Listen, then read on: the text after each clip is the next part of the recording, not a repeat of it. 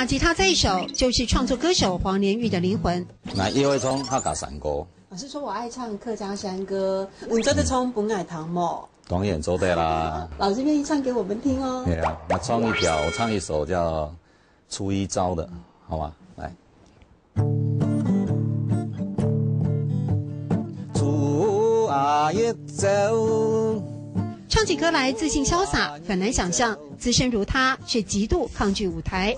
高反差的矛盾性格，常让黄连玉在进退之间拉扯摆荡。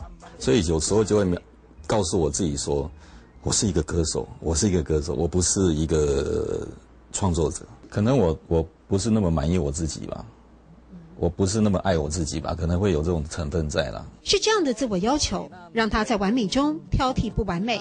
所以总是人在这里，心在抽离。我反而在台上是觉得很孤独的，就会有这种感觉，就是虽然也许旁边有人，或者以前跟森哥一起，我还是觉得我很孤独。我反而觉得我一个人的时候，我很踏实。不画地自限，不受主流约束，在时空平台上尽情挥洒。其实他在追求的是种简单。因为做音乐是很幸福的事情啊，你有些东西没有做，是很可惜。不过我会把它弄得比较更清楚一点，比方说，原来黄连玉是这样子的。